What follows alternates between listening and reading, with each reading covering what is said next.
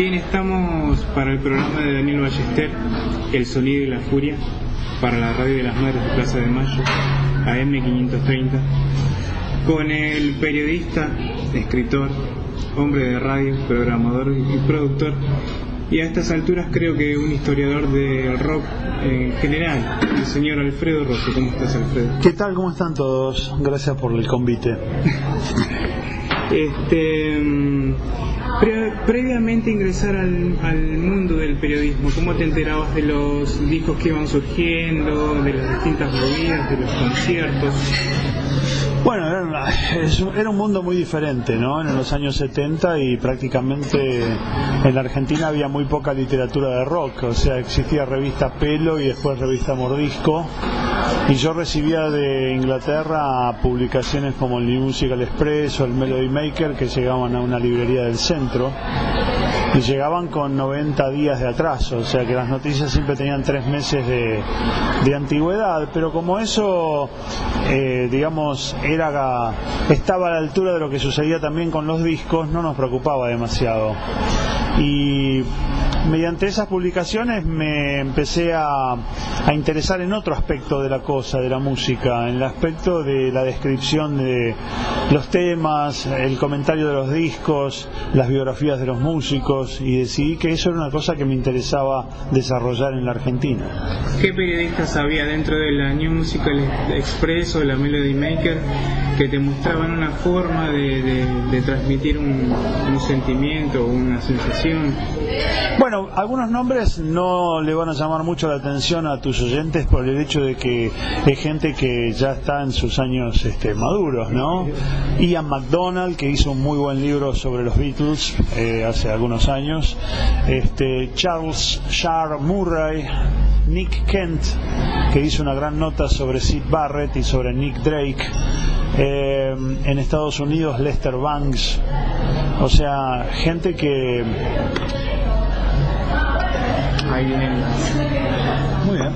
Estamos al aire, esto es radio en vivo. Sí, me decía. Gente que marcó una manera de hacer periodismo, ¿no? Porque era gente que se involucraba mucho con las cosas que rodean a un músico, vale decir, sus circunstancias, la forma de encarar su música, los contenidos de las letras. O sea, un periodismo de rock que empieza a ponerse los pantalones largos en esos primeros años 70, ¿no? Porque antes existía un periodismo muy frívolo, que le preguntaba a los músicos cuál era su color favorito o qué desayunaban a la mañana, qué sé yo. Pero a partir de toda esta generación de periodistas comienza un tratamiento del rock mucho más profundo y mucho más sustancioso, y eso fue lo que me gustó.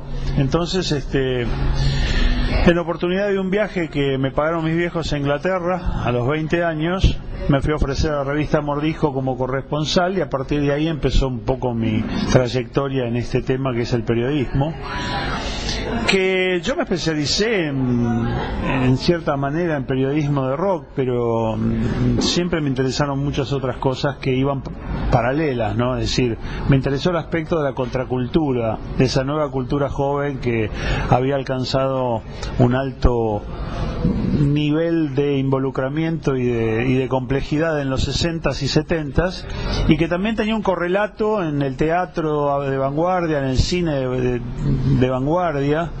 Entonces podría decir que elegí la música por sentirla más cercana a mí, pero que me gustaban muchas otras cosas que iban de la mano.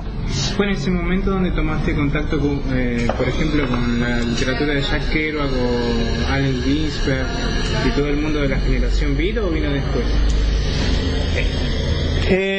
Vino un poco después, pero fue lógico también, porque, digamos, mis primeros contactos con la contracultura, con la literatura de la contracultura, fue a través de un libro llamado The Hippie Papers, el libro hippie, que se editó en la Argentina, y que era un compendio de artículos independientes hechos por estudiantes en las universidades de Estados Unidos. Y ese libro me abrió la cabeza respecto de que existía todo otro mundo que el mundo limitado que nos enseñaban en la escuela. y que había mucha gente que quería un modelo de vida distinto al modelo de vida que le planteaban sus padres, maestros, autoridades, etcétera, etcétera, en una Argentina donde estaba todavía muy metido el concepto del gobierno de facto, es decir, estábamos bajo el onganiato, con líderes que nadie había elegido, o sea, con gobernantes que nadie había elegido y que se habían planteado un país mesiánico, ¿no? O sea, tenían un mesianismo que le hacían creer al resto de la sociedad que el único país posible era el que ellos querían diseñar a la fuerza. Entonces, el hecho de poder entrar en contacto con una contracultura, porque esencialmente la contracultura era una movida joven que se oponía al sistema oficial. Yo siempre me opuse a la demonización de países, es decir, viste, siempre se habla de los Estados Unidos como los grandes colonizadores, etcétera, etcétera. Yo creo que en realidad que existen formas de vivir la vida y formas de oprimir al semejante que son universales, y dentro de Estados Unidos existía esta contracultura, o sea, existía toda una movida joven que se oponía al materialismo extremo, que se oponía al belicismo en Vietnam, y yo consideraba a esa gente hermanos filosóficos, hermanos existencialistas míos. Entonces me di cuenta además que en la Argentina estaba creciendo todo un movimiento que pensaba de una manera parecida, que era la movida rockera de la cueva, que no era una movida musical solamente, sino una movida filosófica también. Vos recién me hablas ahora de la cueva. ¿Pudiste asistir a los primeros conciertos o festivales como el Bar Rock o la revista Pino? Creo que vos fuiste uno de los que estuvo en la presentación de Pescado Rabioso en el Cine Metro en el 72. Mira, mi primer recital fue el 22 de junio del 69, fue Almendra en el Coliseo, el primer Almendra. Ese día también actuó Engranaje, que tenía Papo, a Bocón Frasino, a Horacio Gianello, y después de ahí, a partir de ahí me prendí a la cosa. No estuve en el Festival Pin-Up, no me acuerdo muy bien por qué, pero sí estuve en el primero Barrock y en el segundo también, en el Velódromo, en el 70, en el 71, y en el camino estuve en decenas de recitales. Ejemplos, uno muy famoso que hubo en el Luna Park, que juntó a Los Gatos, Almendra, Manal, Box Day, Facundo Cabral, Los Mentales, o sea, una especie de gran seleccionado de los grupos que había en ese momento. Y ¿ya estaba Billy Bond en ese momento? Billy estaba por armar la pesada, sí, estaba armando la pesada, porque la pesada del rock and roll es una consecuencia de la disolución de los primeros grupos argentinos, porque entre sus filas había ex miembros de Manal y de la Cofradía de la Flor Solar, y entonces teniendo en una banda a Claudio Gavis, a Isaac Portugués, a Jorge Pincheski, a Alejandro Medina, y teniendo como colaboradores a un montón de autores como el propio Spinetta, como Pajarito Saguri, etcétera, etcétera. Bueno, se armó un seleccionado de rock and roll que en su momento fue muy popular, además, es decir, los recitales de la pesada eran muy populares, existía una mística de la pesada. Antes de que la gente, por ejemplo, se volcase al blues y al hard rock de Papo, el primer ídolo fue Billy Bond y la pesada, ¿no? Estaban en una misma línea, después de todo Papo también participó en la pesada. ¿Por qué crees que en sus comienzos hubo como cierta resistencia por parte de la sociedad a querer incorporar nuestro idioma dentro del rock argentino, por parte de las discográficas, las productoras? Bueno, las discográficas siempre, digamos, están un paso atrás de la historia, ¿no? Me refiero a que en aquel momento se creía que el beat no se llamaba rock, que el beat solo se podía hacer en inglés debido a la popularidad universal de los Beatles, ¿no? Y que tratar de hacer rock en castellano era absurdo, beat en castellano era absurdo. Cuando Los Gatos vendieron 250.000 ejemplares con La Balsa en el 67, ya nadie dijo eso. O sea que las discográficas eran hijas del éxito, del rigor del éxito. Entonces todas salieron a buscar sus propios gatos, y así es como consiguieron un contrato los Abuelos de la Nada, Almendra, etcétera, etcétera, los Arcoiris, y ahí ya nadie se burló del beat en castellano, ¿no? ¿Cómo le conociste a Jorge Pistollo? Bueno, cuando me fui a ofrecer a Mordisco para ser corresponsal en ese viaje primigenio mío a Inglaterra, fue la persona con la cual traté y la que evidentemente se dio cuenta de que yo podía aportar algo útil a Mordisco. Y si bien las notas que hice en Inglaterra no se publicaron, cuando volví a la Argentina me ofreció ser traductor y ser redactor de Mordisco.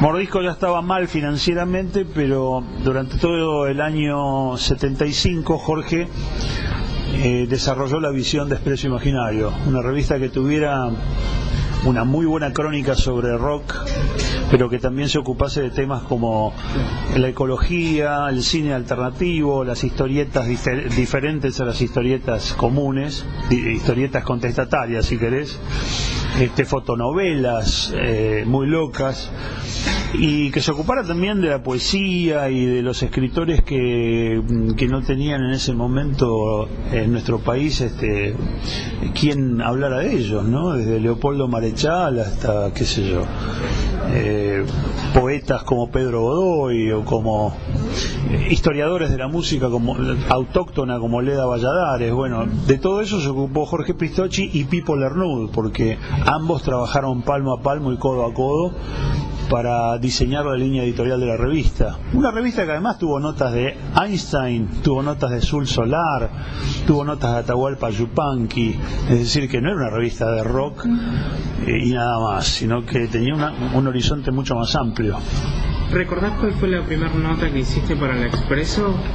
¿Tenés algunas cosas así guardadas? Sí, la Expreso la tengo completa gracias a que mi viejo era encuadernador y me los encuadernó todas. Si no las hubiera perdido como todo el mundo, o como la mayoría.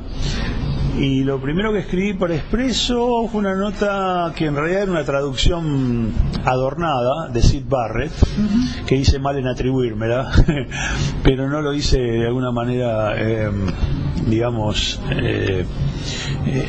absolutamente exprofeso, sino que en ese momento teníamos miedo de dar los créditos porque no sabíamos qué pasaba con los derechos. Pero notas propias hice una de Sun Ra, un gran músico de jazz, junto a Fernando Basabru, y una de Tangerine Dream, un grupo alemán creo, y bueno, así, esas fueron las primeras notas en Expreso. Yo ya había escrito alguna cosa para Mordisco, pero la gente nos recuerda especialmente a Fernando Basabru y a mí porque hicimos algunas notas que fueron pioneras sobre King Crimson, sobre Van der Graaf Generator, sobre Incredible String Band, esa fue con Pipo Lernud. O sea, varias notas sobre grupos de los cuales no se hablaba en la Argentina o no se conocía mucho. Pero también hubo grandes notas sobre músicos nacionales, ¿no? Le hicimos un reportaje a Spinetta muy temprano en la historia del Expreso, debe haber sido en el número 4, en la época que Invisible grababa Jardín de los Presentes. Hubo una nota de Spinetta con Vilas, me acuerdo cuando estaba por ir a grabar, poco antes de que se produjera una sociedad que iba a terminar con la grabación del disco del Flaco en Estados Unidos. Hubo notas a los Jaivas, hubo notas a Polifemo, en fin, estábamos muy consustanciados de lo que sucedía en nuestro medio. O sea, era una revista que balanceaba muy bien el rock nacional y el rock internacional. Vos me nombrabas a tu compañero y amigo Fernando Basabru. Con él vos hiciste un programa que se llamó Viento a Favor. En realidad el programa ya existía, pero pasó que dentro del programa, que duraba unas 4 o 6 horas, un programa ómnibus de la noche, que tenía muy buena música nacional e internacional, había una sección de música inédita, o sea, de discos que no habían salido en la Argentina, de grupos ingleses o americanos, que hacía Raúl Porchetto. En esa época Raúl empezó a tener cada vez más popularidad y a irse de gira, entonces no podía mantener la sección. Por lo tanto, nos invitó, un día que le hacíamos una nota, nos invitó a Fernando y a mí a tomar la posta. Y entonces así quedó constituida la hora de los inéditos de Alfredo y Fernando, que salía todos los días de 12 de la noche a 1 de la mañana. Y que por supuesto fue mi comienzo en radio, ¿no? Mi verdadero comienzo en radio en junio del 76. Yo me valía mucho de mi trabajo en el sello Music Hall, donde yo editaba discos que venían del extranjero, porque el Music Hall tenía la licencia de catálogos muy importantes como Atlantic, Elektra, Warner, Pi. Entonces recibía las muestras para escucharlas y decidir qué se editaba en el país. Y esas muestras me las prestaban para llevarlas al programa. Entonces teníamos primicias exclusivas que en ese momento nadie podía tener. ¿Podías equilibrar tu tiempo, digo, entre la revista Expreso, el programa de radio, el estar en Music Hall y además teniendo en cuenta que en esa época creo que Pistocchi contó algunas veces que creo que recibieron algunas amenazas o por parte de los militares? ¿Era realmente fácil o era muy difícil poder llevar a cabo todo ese proyecto con absoluta libertad? Bueno, en cuanto a usar mi tiempo, yo tenía 21 años y todavía no tenía compromisos familiares, o sea que no era tan difícil el ocuparme de la revista y de las otras actividades. Respecto a las presiones del Expreso, siempre fueron muy sutiles, ¿no? Por ejemplo, qué sé yo, aparecían por la redacción personajes que supuestamente venían a comprar números atrasados y venían de traje, corbata y anteojos negros, ¿viste? Y me hacía acordar al tema de los tweets. Pensé que se trataba de seguitas. Pero la revista tuvo inteligencia en el sentido de que nos dimos cuenta de que no se podía hablar de política de una manera frontal, entonces se hablaba con eufemismos. Se trataba de que la gente, nuestros lectores, entendieran que cuando hacíamos una nota sobre una comunidad que existía en Dinamarca o en Suiza, les estábamos mostrando que existían otras formas de vida posible. Cuando traducíamos las letras de Frank Zappa o de los Kings, estábamos mostrando que había creadores que tenían otra visión de mundo, de la estrecha visión que había en los años de plomo. Porque obviamente, más allá de todo lo que sabemos acerca de los desaparecidos y de las muertes y todo eso, existió una auténtica campaña de cerrazón cultural y de censura. O sea que la cosa fue mucho más allá, fue toda una campaña consciente para mantener a la gente en ignorancia. Y nosotros tratábamos de deconstruir esa ignorancia, de desactivarla a través de artículos que hablaban de que existía otro mundo más allá de esas fronteras de un país que estaba ocupado por sus fuerzas militares. Vos fuiste a través del Expreso uno de los primeros en mostrar, creo que el primero, el mundo de la música punk. Previamente a hacer la nota para la revista, ¿cómo te enteraste del movimiento? Creo que la revista publicó unas 9 páginas. Sí, yo me enteré de la movida punk gracias al New Musical Express y al Melody Maker, esas revistas que llegaban de Inglaterra.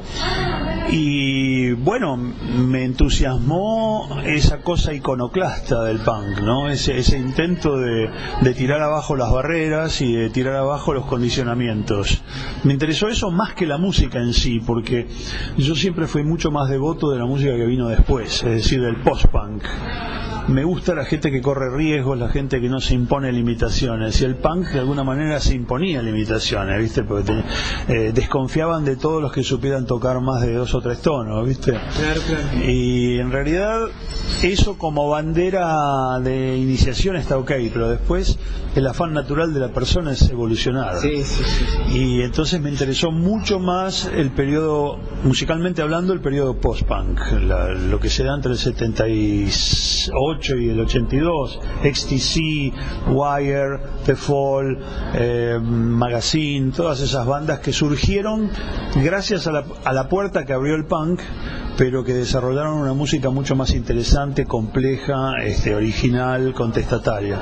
¿Que te fue a entrevistar a alguno de los referentes del punk en Inglaterra para el Expreso o los conociste mucho después? En general los conocí después porque en ese momento no existía la posibilidad de hacer una entrevista telefónica. Pensá que estamos hablando de un mundo, todavía en Argentina había televisión en blanco y negro hasta el año 80. la comunicación satelital era inexistente. Para hacer una llamada fuera del país, a Europa o a Estados Unidos, tenías que pedirlo a una telefonista y esperar a ver cuántas horas de demora había. Contacto. Claro. Entonces la idea de hacer una entrevista telefónica no existió hasta los 80s. Pero sí tuvimos oportunidades de encontrarnos con muchos músicos que admirábamos en el Festival de Jazz de San Pablo en el año 78. El otro director de Expreso Imaginario, el tercer director, Alberto Jañán, que fue muy importante, porque no solo bancó la revista económicamente, sino que también tenía puesta la mística de la revista, a tal punto que nos pagó un viaje a San Pablo a 3 periodistas, en un momento en que nadie te mandaba a ninguna parte. Entonces pudimos entrevistar a los grandes músicos de jazz de la época, a Dizzy Gillespie, por ejemplo. Podemos entrevistar dentro del rock a John McLaughlin, creo que también hubo una charla con Chick Corea, y los principales referentes de la nueva música brasileña, como Hermeto Pascual. Entonces para nosotros fue un viaje de crecimiento muy importante, ese Festival de Jazz de Sao Paulo en el 78. ¿Fue en esos festivales en donde también participó Cero Girán en un momento? No, fue un poquito después, pero sí, ese tipo de festivales. Fue en el 80, en el Festival de Jazz de Río. ¿Estaba Pat Metheny? Estaba Pat Metheny, sí, y se hicieron amigos, y fue un poco el embrión que llevó a Pat a sumarlo a su grupo, porque creo que Pedro le hizo escuchar su versión de Because de los Beatles, y Metheny quedó pasmado de que un músico argentino en condiciones técnicas muy precarias hubiera hecho semejante grabación. Y como él tenía ya un bajista en la banda, lo incorporó como cantante, como ejecutante de percusión, y bueno. Llegó a decir que era una de las mejores voces que había escuchado, creo, Pat Metheny. Sí, aparte Pedro tocaba, no sé, el berimbau, por ejemplo. Algo que le dio color y le dio matices a la banda de Metheny. De hecho, First Circle, el primer disco que graba Pedro, es uno de los grandes discos de Pat. Quiero preguntarte por un disco hecho por Miguel Abuelo en el año 73, Miguel Abuelo en Nada, que fue con la colaboración de el Moshe Naim. Sí. ¿Qué te parece ese disco? Creo que para mí es como la continuación de Artaud, del disco de Spinetta, no sé. Bueno, es un disco admirable. Nosotros tuvimos la fortuna de que, como Miguel Abuelo era muy amigo de Pipo, de hecho había vivido en la casa de Pipo Lernoux durante bastante tiempo, le mandó el disco y le mandó 2 ejemplares, y Pipo, con su gran generosidad, me dio un disco a mí. O sea que yo lo tuve en el 76, ponele, ¿no? Y me pareció admirable porque Moshe Naim, que era un productor discográfico francés, un hombre muy bohemio, y entendió enseguida el talento que tenía Miguel Abuelo, y entonces le puso las mejores condiciones posibles de grabación. Le dio un estudio impecable, le dio las posibilidades de poner músicos accesorios en cuerdas, en chelos, violines, y todo lo que Miguel tenía en la cabeza para poder desarrollar una música mágica. Y además Miguel tenía en la banda algunos músicos de alto nivel, como, sin ir más lejos, Daniel Sbarra, guitarrista que no solo se conoce por Virus desde hace más de 2 décadas casi, no sé cuánto tiempo hace que está con Virus, es un montón de tiempo, sino que también ha tocado con folcloristas, ha tocado con gente de jazz, es decir, un músico polifacético. Y toda la banda en general era una banda de primer nivel, pero los ejes creativos eran Miguel Abuelo y Daniel Sbarra, ¿no? Y yo creo que ahí hay grandes temas de Miguel, como por ejemplo El largo día de vivir, que es un homenaje a la ciudad de Cadaqués, al pueblo de Cadaqués. El muelle, que era un tema que Miguel ya hacía en Buenos Aires antes de irse, pero que ahí adquirió su verdadera magnitud. Y hay Señor Carnicero, y hay un gran tema de Sbarra que se llama Recala Sabido Forastero, que es una belleza total. O sea que para mí es un disco realmente grupal. Miguel Abuelo siempre enfatizaba el hecho de que no era Miguel Abuelo y los Abuelos de la Nada, sino que eran una banda, ¿no? Cuando volvió en el 80 y formó la tercera versión de la banda, dijo que era una estrella de 6 puntas. Bueno, de alguna manera el grupo francés también era así. En los 80 ¿Cómo fue tu ingreso a Radio Rivadavia? ¿Cómo llegaste a estar ahí? ¿Cuáles fueron las primeras actividades que hiciste para Radio Rivadavia? Bueno, había entrado Fernando Basauro a colaborar con Marcelo Morano, que era el director artístico de la radio, porque ambos tenían la idea de traer músicos de jazz a la Argentina, cosa que lograron porque en abril del 81 trajeron a Chick Corea y Gary Barton para actuar en el ópera, y yo me acuerdo que yo iba a hacer un viaje a Estados Unidos y les llevé la plata del anticipo para que vinieran, y así de alguna manera me fui integrando a la radio como parte del esquema de los conciertos que había desarrollado en esa época Radio Rivadavia. Pero mi intención era entrar en la FM porque Marcelo Morano había desarrollado un concepto nuevo en FM en esos años, en el año 80, 81, 82. Realmente fue una de las primeras FMs dedicada al rock. Ya estaba el programa de su hermano, El Tren Fantasma, programa pionero, que había comenzado en otra radio, pero que en Rivadavia y con la dirección artística de Marcelo, El Tren Fantasma pudo tener su verdadera dimensión, con el gran Omar Serazuolo, aprovechemos para decir, en la conducción. Y yo me encontré en un momento muy lindo en Radio Rivadavia porque, bueno, después de Malvinas me integraron como programador full time y aprendí mucho porque ahí no tenía que hacer un programa, sino que era programador estable de la radio. Yo tenía que hacer 3 o 4 o 5 programas y no eran todos de rock. Había un programa de folclore, otro programa de tango más bien contemporáneo, ¿no? Piazzoliano. Tenía que hacer un programa de música de crooners como Frank Sinatra y Bing Crosby. Entonces aprendí muchísimo. Tenía que poner bandas de swing de los años 40.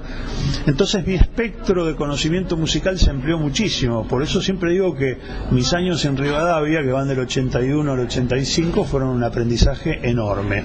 Y en el campo específicamente del rock, participé en un programa admirable que conducía Graciela Mancuso, llamado Entre Nosotros, cuyo productor, Juan Carlos Insúa, era un bocho, un adelantado a su tiempo.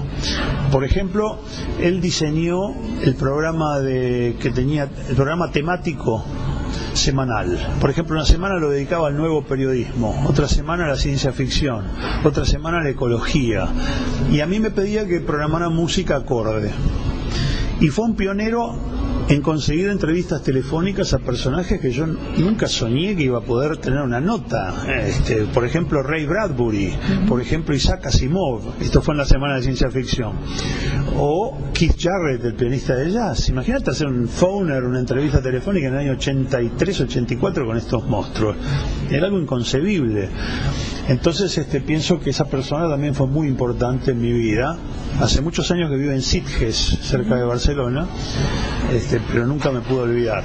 Y Graciela, con la cual teníamos una gran empatía, Graciela Mancuso, la considero prácticamente un paradigma de locutora, ¿no? Y de conductora, y una persona muy generosa que nunca se adjudicó el crédito por algo que hicieran sus compañeros, sino que le dio crédito a todo el mundo, algo que no era tan común. Claro. Hace un ratito me nombraste a la banda King Crimson.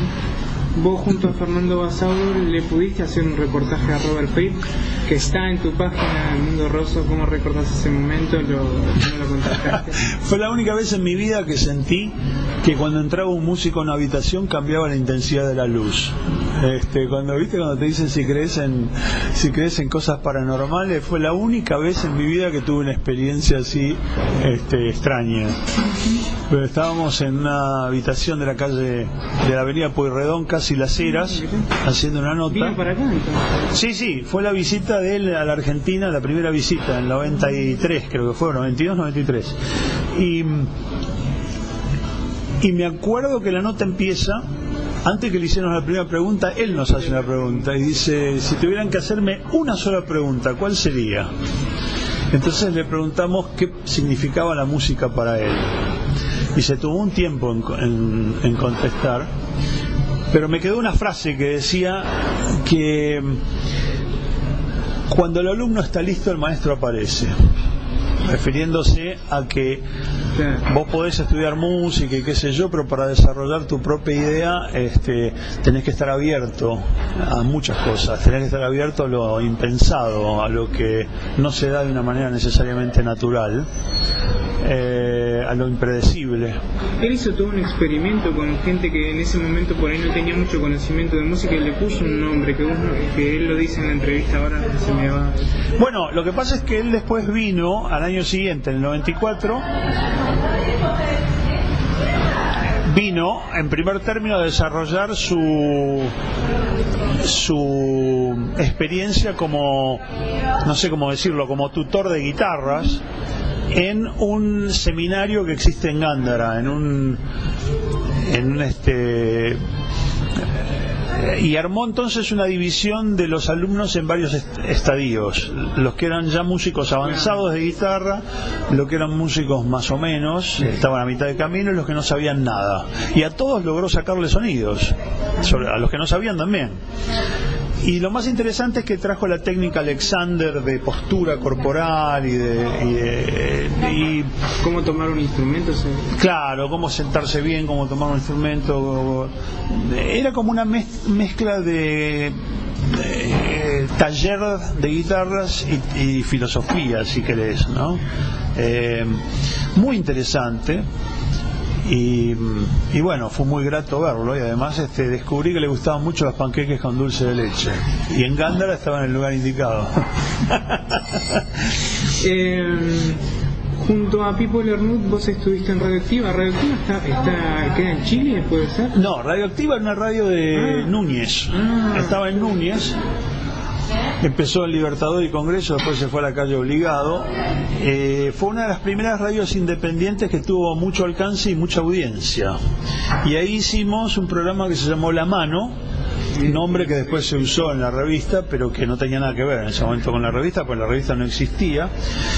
Y duró del 95 al 97, y fue una muy linda experiencia, porque trabajar con Pipo es un placer, ¿viste? ¿Qué sé yo? Para mí es un maestro en más de un aspecto. Es un maestro como periodista, es un maestro también por su postura ante la vida, ¿no? Una postura humanista, ecologista. Al igual que Miguel Grimberg. Al igual que Miguel Grimberg, a quien respeto mucho, pero con el cual no tengo una cercanía como la que tuve con Pipo a través de los años, ¿no?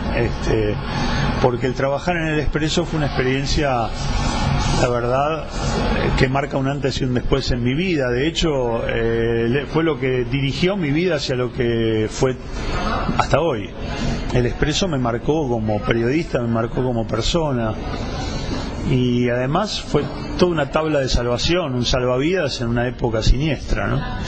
Una de las tapas que más se recuerda del Expreso es la famosa tapa de, creo que está John Travolta y tiene un tomatazo en la cabeza. Sí, eso fue la idea de Jorge Pistocchi, que después repitió con Frank Sinatra en Pan Caliente y le tiró huevos. En ese momento, el personaje de Travolta en Fiebre de sábado a la noche, en la Argentina se vivió muy distinto a como se vivió afuera, porque si vos ves la película hoy, hasta parece una película transgresora, una película que trata como de darle poder a las minorías latinas y casi como un ejemplo de tratar de salir de la adversidad a través de la pista de baile. Pero en aquel momento, en la Argentina, la música bailable, la música disco, se identificaba con la pavada y de alguna manera con los esfuerzos del proceso por diseñar una juventud mansa que no hiciera olas. Entonces, el Expreso vivía la música disco y la música en general de boliche como una especie de cosa pasatista y adaptativa a las directivas del gobierno de plomo, ¿no? Entonces, por eso lo del tomatazo a Travolta era una manera de darle un tomatazo a los representantes de ese orden funesto. Fue muy comentada en su momento, o sea que creo que causó el efecto que buscábamos. A la vez no decía nada, es decir, decía todo y no decía nada. No te podían prohibir por un tometazo a Travolta. Uno de los programas que marcó una etapa fue La Casa del Rock Naciente. ¿Cómo nació el proyecto? El proyecto nació en un jardín de infantes. Ocurre que Tomás Pergolini, el hijo de Mario, y mi hija Anaí Rosso iban juntos a una salita de jardín de infantes y nos encontramos en una reunión de padres con Mario Pergolini, y él entonces me propuso hacer un micro en su programa ¿Cuál es? Esto fue a fines del 96. Y para crédito de mi esposa, Noemí Hackel, que después fue productora mía y lo sigue siendo hasta el presente, ella me insistió para que no dejara caer esa conexión, porque Mario me dijo, nunca hiciste nada en un programa mío. Yo dije, bueno, nunca me invitaste hasta ahora. Entonces, en marzo del 97 se formalizó la invitación, yo le llevé un micro, y él me dijo, el micro me gusta la idea, pero tu voz suena un poco más abajo del programa. Pero el programa siempre estaba al mango, ¿viste? Él y De la Puente estaban arriba, era un programa muy dinámico, muy así, casi gritón. Entonces ahí desarrollé ese personaje que decía, queridos, ¿cuál es eso? O sea, le subí un poco el pitch a mi voz para adecuarme al ritmo del programa, y inventé esa columna que todos los días trataba de llevar novedades musicales. Un día era sobre rock, otro día era sobre blues, otro día era sobre música nueva argentina, en fin. Fue un micro que se volvió muy popular. Y en el año 2000 la radio me ofreció hacer un programa largo, desarrollar la idea. ¿Cuántas horas eran? En un principio eran 2 horas o 3 horas. Y hubo 2 temporadas durante me dieron la madrugada de Rock and Pop, y tuvo 5 horas. Que fue el momento más interesante desde el punto de vista artístico, porque podía desarrollar la idea al máximo. Y lo que tenía de bueno la Casa del Rock Naciente era que trataba de balancear, presentar música nueva con rescatar lo mejor de, por ese entonces, 4 décadas y media de rock, o 5 décadas de rock. Porque para mí el rock no existe un rock viejo y un rock nuevo, es parte de un continuum. Es como la historia circular de Finnegan's Wake, de Joyce. Es una cosa que empieza donde termina y termina donde empieza. Es una cadena cuyos eslabones están muy unidos. O sea, para mí Elvis Presley, el Hotel de Corazones Destrozados de Elvis Presley, se podía haber grabado ayer a la noche. Para mí es un disco nuevo. Nunca pude entender la división de qué hace la gente entre rock viejo y rock nuevo. Para mí es todo parte de lo mismo. Recibiste incluso varios premios por el programa de la Casa del Rock Naciente. La Casa del Rock Naciente tuvo su reconocimiento, sí, tuvo una nominación al Martín Fierro, que no ganó, y ganó un par de premios Éter, por programa musical y por producción, y me parece que fue justo lo de producción, porque siempre nos preocupamos por las cuestiones que iban paralelas a la música. Claro, me encanta la idea de que la música no existe en el vacío, que existe en un contexto. Entonces hicimos programas conceptuales sobre, por ejemplo, no sé, los trenes, los temas que hablan de trenes y qué significa el tren en la historia. Yo quiero ver un tren de Luis Alberto. Por ejemplo, ese fue parte de la programación. O los sueños, ¿viste? Nos pasamos un tercio de nuestra vida durmiendo. ¿Qué significan los sueños? Entonces, temas que hablan de eso. Las supersticiones, ¿viste? Los jugadores se santiguan antes de entrar a la cancha. Hay tipos que no pasan debajo de una escalera. Hay otros que se asustan si pasa un gato delante. Hay otros que gritan pugliese, pugliese para sacarse la mufa. Bueno, hay un montón de temas que hablan sobre eso. Y traté de hacerlo siempre entretenido, de que no fuera un curso así doctoral sobre rock, porque me parece que cuando intelectualizás demasiado la cosa se vuelve un poco tedioso. Sí, sí. En el 2004 vos trabajaste para la BBC en Londres, donde hiciste un programa de televisión. ¿Cómo se llamó ese programa y cuál fue la reacción de los ingleses o del público al escuchar música de nuestro continente, además de rock, porque pasabas otras cosas también? Mira, eso fue un malentendido que habla mal de Wikipedia. Lo que yo hice para la BBC fue un programa de radio, pero fue un unitario. Te explico. La BBC tenía un ciclo que se llama, y por ahí lo tiene todavía, que se llama Don't Touch That Dial, o sea, no toquen el dial. Cada 15 días tomaban un ejemplo musical de algún lugar del mundo y hacían un programa de media hora. Entonces alguien me llamó, me escribió un mail y me pidió, en mi carácter de periodista argentino, si le podía conseguir un programador o un locutor argentino que hiciera un programa con esas características. Y yo le contesté que humildemente sentía que lo podía hacer yo. Entonces me aceptaron. Normalmente la persona de la BBC viajaba al país donde se hacía el programa, pero en ese momento yo tenía que ir a un festival de Glastonbury, a un festival inglés, y entonces le dije que podía ir yo para allá, que estaba en camino. Y así fue.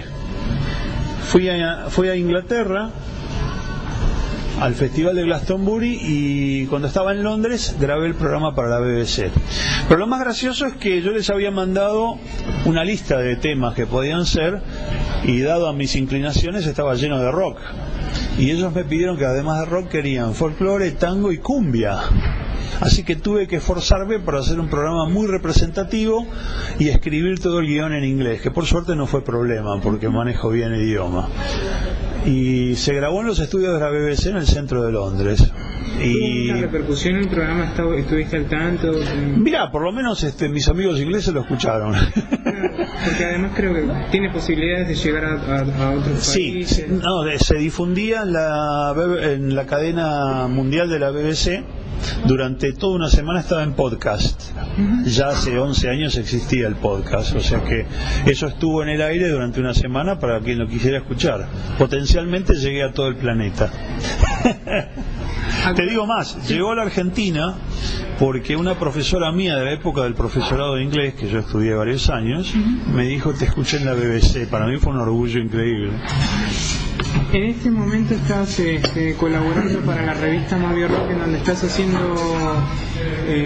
documentando la historia del rock a nivel mundial, y donde también lo relacionas con hechos sociales.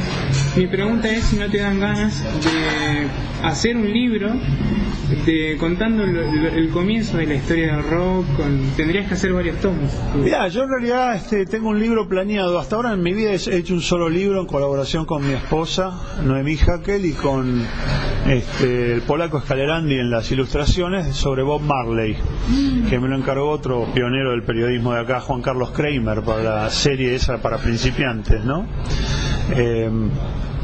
Pero tengo planeado hacer un libro sobre 40 años de rock, sobre mis entrevistas, sobre todo sobre mis entrevistas y el contexto en que se hicieron, porque he acumulado entrevistas bastante interesantes, muchas de ellas inéditas. Sí. Entonces, tarde o temprano va a salir, pero soy poco disciplinado para los libros. Toda la disciplina que tengo para la radio no la tengo para los libros. Así que bueno, cuando esté, se hará. Es todo un tema sentarse a escribir, me imagino. Sobre todo cuando tenés familia, cuando tenés muchas tareas al mismo tiempo, ¿no? Porque los 3 programas de radio actuales me comen buena parte del tiempo. Hace unos días, creo que fue el lunes, estuviste en Boris Club, en donde se festejó la recuperación de los derechos de autor de varios discos, de Billy Bond, de Papo Blues, y que ahora seguramente va a haber posibilidad de que podamos volver a tenerlos. Sí, lo que se recuperó en realidad fueron los masters, que es mucho más amplio. Incluye los derechos de autor, los derechos de reproducción del máster, es decir, lo que quiere decir en buen criollo es que los músicos recuperaron el derecho a editar esos discos por su cuenta. Mejor todavía. Music Hall fue una grabadora argentina muy importante, donde tuve el honor de trabajar entre el 76 y el 81, y donde se editaron grandes discos de León Gieco, Raúl Porchetto, Miguel Cantilo, Serú Girán, Charly Solista, David Lebón, Rubén Rada, La Barra de Chocolate de Pajarito Saguri, en fin, la lista es enorme. Y además, por sus catálogos asociados, tenían grandes discos también de tango y de folclore. Entonces todo ese catálogo estuvo durante 2 décadas inmovilizado por un problema judicial, porque parece que hubo una quiebra medio dudosa y una venta del catálogo más dudosa todavía. Entonces un juez había ordenado que esos másters no se podían editar hasta que no se dilucidara quién era el dueño del catálogo. Entonces la UNAMI, este Instituto de la Música, siguió la cuestión de cerca y logró comprar el catálogo para devolverle los derechos a los músicos, lo cual me parece brillante. Me parece Yo creo que ningún sello discográfico tiene derecho a tener el máster de un músico sin editarlo, mantenerlo en el olvido en un cajón, ¿entendés? O lo editas o lo devolvés. Ya los derechos a perpetuidad de un máster es una cosa que habría que poner en tela de juicio, pero el hecho de tener esos derechos y de no sacar un disco es impedirle al músico que pueda aprovechar una obra que él mismo hizo. Entonces me encantaría que lo de Music Hall sea el preludio de situaciones parecidas para poder liberar muchos otros másters de músicos que están incomprensiblemente ocultos en los archivos de las grabadoras, y las grabadoras ni le devuelven el máster al músico ni lo editan. Entonces me parece que lo de Music Hall no solo es bueno en sí mismo, sino que ojalá que siente un precedente. ¿Cómo te encontrás en esta nueva etapa con tus 3 programas, La Trama Celeste, Vino Rosso y Truco Gallo, en distintas radios? Truco Gallo es un placer porque lo hacemos en la radio de la Universidad de Buenos Aires con Claudio Kleiman, que es un amigo de toda la vida, desde que hicimos La Colimba juntos hasta El Expreso Imaginario, y donde realmente estamos como haciendo un programa con ropa de entrecasa, con mucho cariño, y de alguna manera compitiendo entre nosotros para darle buenas cosas a la gente, ¿no? Buena música. Se llama Truco Gallo porque lo hacíamos 3 personas, después Sergio Marchi no pudo continuar por problemas de horarios y cosas así que ahora decimos que el tercer integrante del Truco Gallo es el público. La Trama Celeste es un programa que quiero mucho, en una radio que me dio la posibilidad de hacer un programa con total, absoluta libertad, y que sigue un poco el espíritu de la Casa del Rock Naciente, de mezclar la música con otras cosas, ¿no? Con poesía. Y tengo un equipo muy lindo donde está Lupita Rolón de productora y Omar Ise en los comentarios de Bellas Artes. Y Vino Rosso es un poco mi retorno a Rock and Pop, haciendo un programa largo propio, porque yo soy parte de la planta de Rock and Pop, nunca me independicé, nunca me fui, pero hubo una época en que hacía columnas para otros programas y no tenía programa propio. Sí, que fue una experiencia hermosa. Gillespie lo quiero mucho, y su equipo de gente. Gillespie siempre se rodeó de gente no solo capaz, sino con muy buena onda personal, ¿no? Danila Sayé, Pablo González, Pepe Terminielo, toda gente que quiero mucho. A veces al programa de Gillespie caía Willy Crook de sorpresa, muchas veces. Bueno, caía todo el mundo de sorpresa, caía Enrique Sims, que era parte del staff también en algún momento, caía un muchacho que lo llamaban El Ciudadano, en fin. Gillespie es una persona inclusiva, es una persona que te hace sentir cómodo, además de ser un músico reconocido, obviamente, no lo diga. Se interesa, es curioso, y entonces deja trabajar a sus colaboradores, les da margen para que desarrollen lo que vinieron a hacer. Entonces es un placer. Así que la pasé muy bien con Gillespie. Ojalá que en el futuro hagamos algo más juntos. Bien, quiero agradecerte por tu espacio-tiempo, porque sé que también estás con mucho trabajo. Gracias por tu tiempo para la entrevista, y ojalá nos podamos volver a encontrar, o que puedas ir a la radio algún día. Bueno, como no, pues yo la verdad que disfruté mucho este rato y disfruté también de hablar de todas estas cosas que son tan centrales a mi vida. Así que hasta pronto. Le mandamos un saludo a Daniel Ballester y a la Radio de las Madres. Como no, saludos para todos. Hasta pronto.